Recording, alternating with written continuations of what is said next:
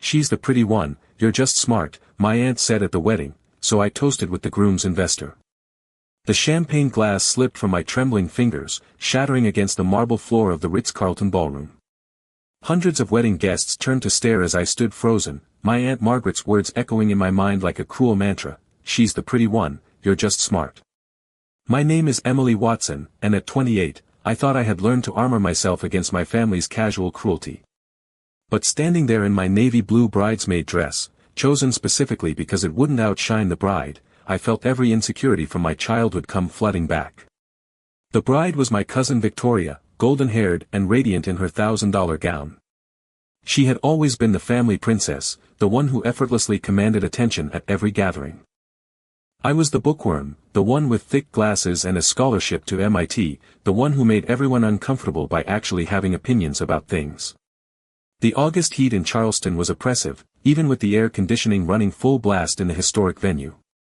Spanish moss draped the oak trees outside like wedding veils, and the scent of magnolias drifted through the open French doors. This was Old South elegance at its finest, and I had never felt more out of place. "Emily, sweetheart, come help me fix my veil," Victoria called out, her voice honey-sweet but with that familiar edge of command. She stood near the bridal party table, surrounded by her perfectly coordinated bridesmaids, all blonde, all size 2, all daughters of my aunt's country club friends. As I approached, I heard Margaret continuing her commentary to the other relatives. "Victoria has always been our little beauty queen. Remember when she was crowned Miss Junior Charleston? But Emily, bless her heart, she's got those brains. Different gifts, you know." The backhanded compliment hit exactly as intended. In Southern speak, bless her heart was code for pity, and different gifts meant consolation prize. I had heard variations of this my entire life, but today it felt particularly sharp. I reached up to adjust Victoria's cathedral-length veil, trying to ignore the whispered conversations around us. The groom, Brad Peterson, stood across the ballroom with his groomsmen, looking every inch the successful young lawyer his family expected him to be. Tall, conventionally handsome, from old Charleston money, he was everything Victoria had dreamed of since we were little girls playing dress-up. "You know," Victoria said quietly as I worked on her veil, "I always admired how you didn't need to worry about your looks. Must be so freeing to just focus on your career." The comment was delivered with a smile, but I knew Victoria well enough to recognize the poison beneath the sugar coating. She had perfected this art form over the years, saying hurtful things in such a way that calling her out would make me look petty and oversensitive. "There," I said, stepping back. "You look beautiful." And she did. That was the frustrating truth of it all. Victoria genuinely was stunning, with the kind of effortless beauty that photographers loved and men fell over themselves to capture. She had never worked a day for male attention, it simply materialized around her like morning dew. As the ceremony began, I took my place with the other bridesmaids, watching Victoria float down the aisle like something out of a fairy tale. The string quartet played Pachelbel's canon, and not a single eye in the room looked anywhere but at the radiant bride. Father Williams from St. Michael's Episcopal delivered a sermon about love and partnership, about two souls becoming one. But all I could think about was Margaret's comment echoing in my head. Pretty versus smart. Beauty versus brains.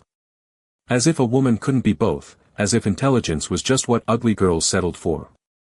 The reception began immediately after the ceremony, with cocktails served on the hotel's famous piazza overlooking the Charleston harbor. I found myself gravitating toward the bar, hoping a glass of wine might dull the edge of my frustration. "You look like you could use something stronger than champagne." I turned to find a man about my age standing beside me, studying the crowd with the same slightly detached expression I probably wore.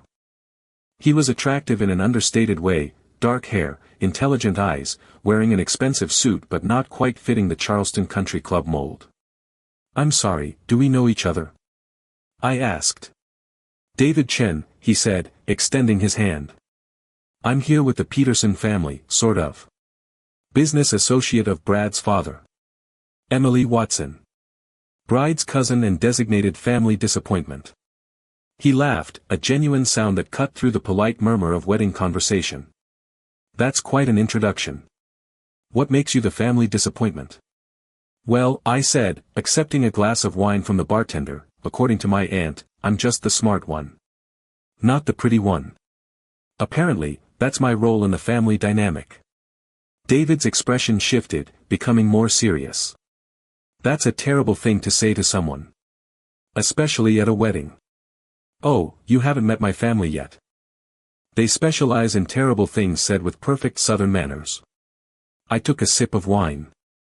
What kind of business are you in with the Petersons? Investment consulting. I help evaluate business opportunities, due diligence for acquisitions, that sort of thing. He paused. Actually, I've been working on something with Brad's father that might interest you. What field are you in? Software development. I run a small tech consulting firm, mostly helping local businesses modernize their systems. I shrugged. Nothing glamorous like Cousin Victoria's social media influencer career. David's eyebrows rose. You own a tech consulting firm? That's impressive. How long have you been running it? 3 years now. Started it after I left my job at a big firm in Atlanta. I found myself relaxing as we talked. David actually seemed interested in my work, asking intelligent questions about the challenges of running a small business in Charleston's traditionally conservative market. As we chatted, I noticed Margaret watching us from across the terrace, her expression disapproving. She whispered something to my mother, who looked over with that familiar mixture of disappointment and resignation. I think my presence here is being noted, I said, nodding toward my relatives. David glanced over and then back at me. Let me ask you something, Emily. How well do you know the Peterson family business? Not very well. I know they're in real estate development, and Brad's father is always talking about his latest projects. Why? David was quiet for a moment, seeming to weigh his words carefully. I've been conducting due diligence on a major acquisition they're pursuing. A downtown Charleston development project, mixed use, very high-end, significant historic preservation component. Sounds like the kind of thing that would make them even richer, I said. It would, if it were legitimate. David's voice dropped lower. But I've found some concerning irregularities in their financial projections. Inflated property values, understated renovation costs, some questionable permits. The kind of things that could constitute fraud if they're knowingly misrepresenting the numbers to investors. I stared at him. Are you saying Brad's family is involved in some kind of illegal business? I'm saying I have evidence that suggests they're not as ethical as they pretend to be. And I'm in a difficult position because they hired me to validate their numbers, but what I found could potentially expose them.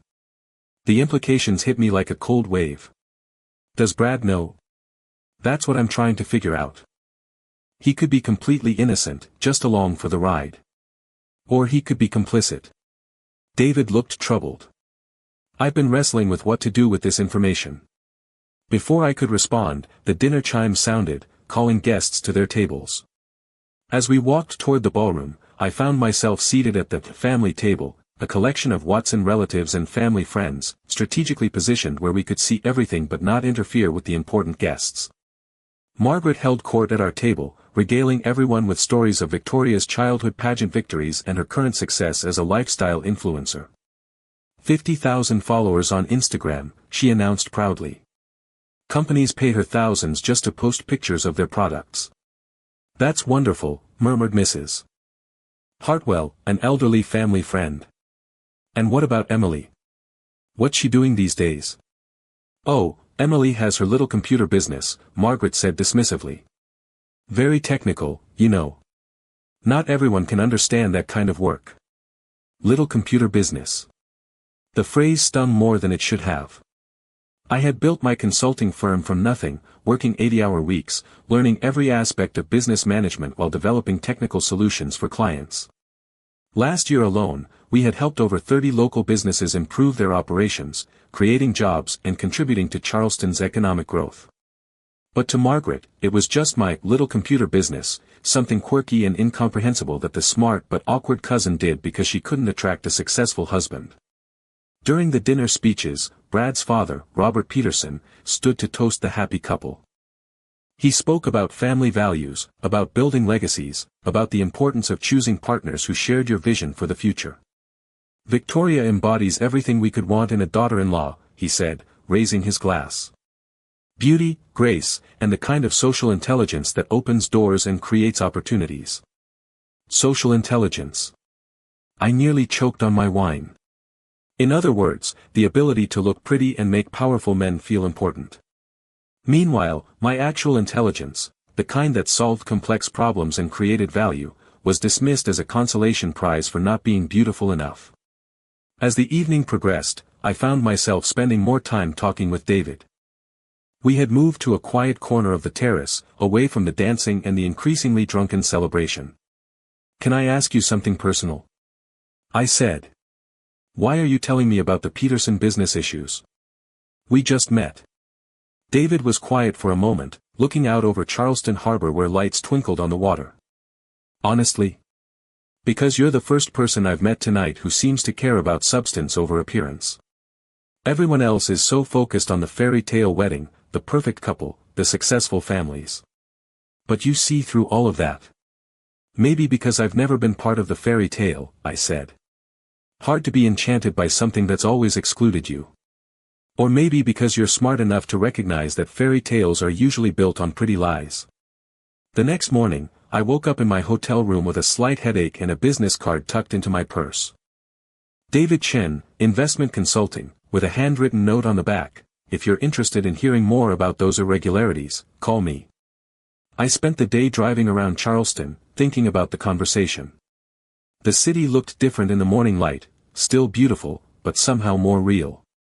The historic facades that tourists admired were just covering up buildings that had been repurposed, renovated, and commercialized countless times over the centuries. On Monday morning, I called David. "I've been thinking about what you told me," I said. "About the Peterson business.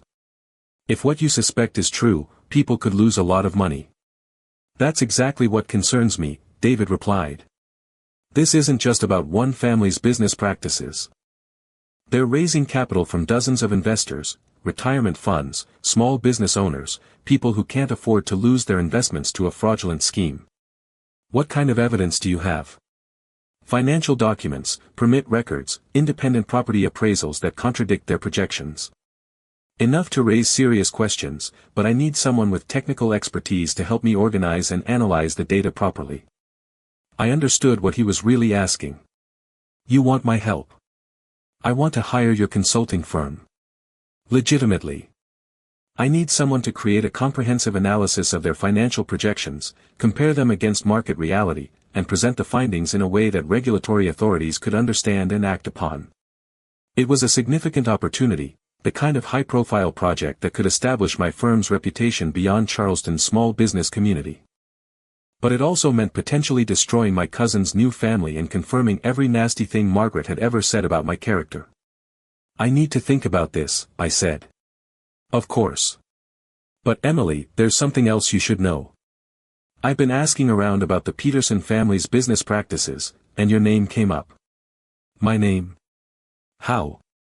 "Apparently, Robert Peterson has been telling people that his new daughter-in-law's family includes some kind of technology expert. He's been suggesting that you might be available to help with their IT infrastructure needs." The implications were clear. They wanted to use my expertise to legitimize their business operations, knowing that my technical analysis would carry weight with investors. I was being set up as the smart cousin whose credentials would add credibility to their scheme. That afternoon, I received a call from Victoria. "Emily, darling, I hope you had a wonderful time at the wedding," she gushed. "Robert was so impressed with you. He mentioned that you might be interested in some consulting work." "What kind of consulting work?" "Oh, just some technical analysis for one of his development projects. He said it would be perfect for your skill set, and the pay would be excellent. Think of it as a family favor that benefits everyone." A family favor. After years of being dismissed as the awkward, unmarketable cousin, suddenly my skills were valuable when they needed technical credibility for a questionable business deal. "I'll need to review the project details before I can commit to anything," I said carefully. "Of course. Robert will send everything over. I'm so excited that we can finally find a way for you to be part of the family success story." Part of the family success story. As if my own business accomplishments meant nothing unless they served the Peterson family's interests. That evening, I received a thick email from Robert Peterson's office containing financial projections, architectural plans, and market analyses for something called the Charleston Heritage District Development. It was impressive looking, full of glossy renderings and optimistic revenue projections. It was also, as David had suggested, completely unrealistic. I spent the next 3 days analyzing every document, cross-referencing property values, construction costs, and market trends. The numbers didn't add up. The projected renovation costs were at least 30% below market rates. The anticipated property values assumed a level of gentrification that had no basis in Charleston's actual development patterns. The timeline ignored the complex permitting requirements for historic preservation projects. Either Robert Peterson was breathtakingly incompetent, or he was knowingly misrepresenting the project to attract investors. I called David. "You were right," I said. "This is either fraud or fantasy, and I don't think Robert Peterson is stupid enough for it to be fantasy. So you'll help me document the irregularities?" "I'll do better than that. I'll create a comprehensive analysis that exposes every false assumption and misleading projection in their business plan. But I want to do this right, legally, ethically, and with enough documentation that regulatory authorities can't ignore it." Over the next 2 weeks, David and I worked together to build an airtight case. I analyzed financial projections while he investigated the business relationships and funding sources. We discovered that the Peterson family had used similar tactics on 3 previous developments, taking investor money for projects that never delivered the promised returns. The pattern was clear: they would identify historic properties in transitional neighborhoods, create unrealistic development plans with inflated profit projections, raise capital from investors who trusted the Peterson family name, and then deliver mediocre results while pocketing the difference. It wasn't technically illegal, they weren't stealing money outright. But it was ethically questionable and potentially fraudulent if they were knowingly misrepresenting the financial prospects. As we worked, I found myself enjoying the collaboration more than I had expected. David was brilliant at connecting financial dots, and he appreciated my technical approach to data analysis. For the first time in my professional career, I felt like I was working with someone who truly valued my expertise. "You know," he said one evening as we finished reviewing the final section of our report, "you're wasted in Charleston. This level of analysis could land you consulting contracts with major firms in New York or San Francisco." "Maybe," I said. "But Charleston is home. Complicated, frustrating home, but home nonetheless. Even after everything your family put you through at the wedding." I thought about Margaret's casual cruelty, Victoria's backhanded comments, the years of being dismissed as the smart but undesirable cousin. Especially after that. Someone needs to prove that intelligence and integrity matter more than social connections and pretty faces. The following Monday, we submitted our report to the South Carolina Securities Commission and the Charleston County Planning Department. We also sent copies to several journalists who specialized in financial investigations. Then we waited. Victoria called me that Wednesday, her voice tight with barely controlled panic. "Emily, what have you done?" "I don't know what you mean. Don't play dumb with me." Robert received a call from some government investigator asking questions about the Heritage District project. They mentioned a technical analysis report. "You're the only person outside the family who had access to those documents." I took a deep breath. "Victoria, I conducted an independent analysis of the project financials. If that analysis raised concerns with regulatory authorities, then perhaps there were legitimate problems with the projections. You sabotaged our family. Robert trusted you, brought you into a business opportunity, and you betrayed us." Her voice was rising, losing the cultivated sweetness she usually maintained. I conducted a professional analysis and reported my findings to the appropriate authorities. "That's not sabotage, Victoria. That's ethics." "Ethics?" She practically spat the word. "You're just jealous. You couldn't stand seeing me happy, seeing me succeed, so you had to destroy it." There it was, the real Victoria, stripped of southern charm and social graces. The woman who had spent our entire lives positioning herself as the family princess while treating everyone else as supporting characters in her personal fairy tale. "This isn't about you, Victoria. This is about preventing innocent investors from losing their money to a questionable business scheme. You think you're so smart, so superior to everyone else. But you know what you are, Emily. You're exactly what Margaret said, the smart one who can't get a man, can't fit in, can't be part of anything beautiful or successful. So you tear down everyone else to make yourself feel better. The words hit like physical blows, but for the first time in my life, they didn't destroy me. Instead, I felt a strange sense of clarity. You're right, Victoria. I am smart. And I'm proud of that. I built a successful business, I solved complex problems, and I stand up for what's right even when it's difficult. If that makes me unmarriageable by your standards, then I'm fine with that. She hung up on me. The investigation moved quickly. Within 2 weeks, the Charleston County Planning Department had suspended permits for the Heritage District development. The Securities Commission launched a formal inquiry into the Peterson family's fundraising practices. Local media picked up the story, reporting on questionable development practices and the regulatory response. Brad and Victoria's perfect fairy tale marriage was suddenly front-page news, and not in a good way. I received a call from Margaret 3 days after the story broke. I hope you're satisfied, she said coldly. You've destroyed Victoria's happiness and embarrassed our entire family. I exposed fraudulent business practices, Margaret. If that embarrassed the family, maybe the family should examine its values. Don't lecture me about values, Emily. You're just a bitter, jealous woman who couldn't stand to see your cousin happy.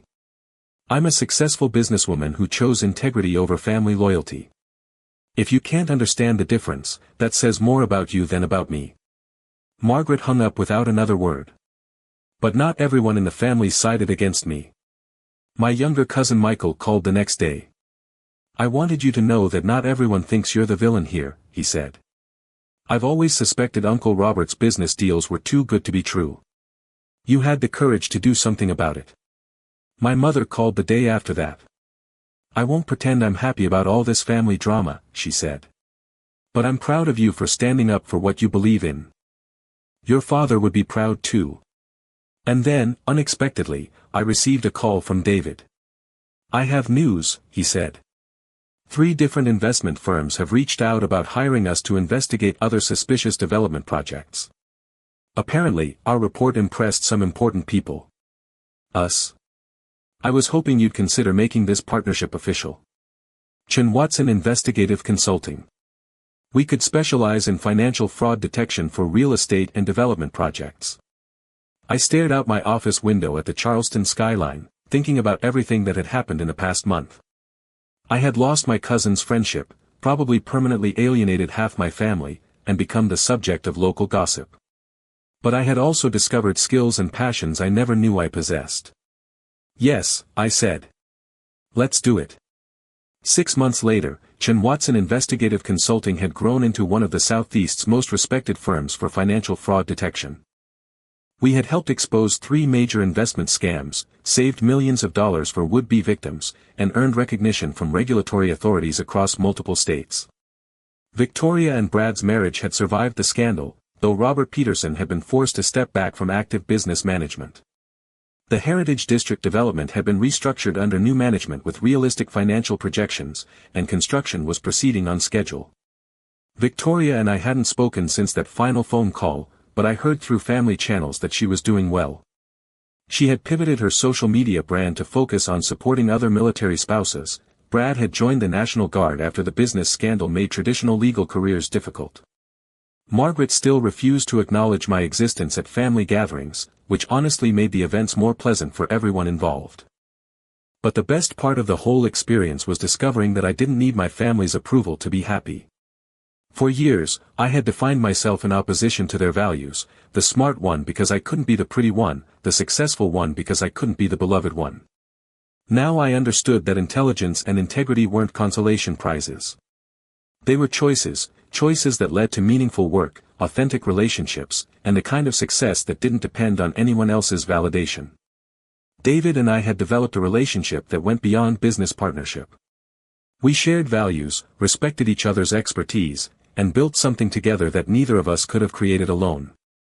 It wasn't the fairy tale romance that Victoria had dreamed of, but it was real and substantial and ours. As I write this story, I'm preparing for another family wedding, Michael's engagement party next month.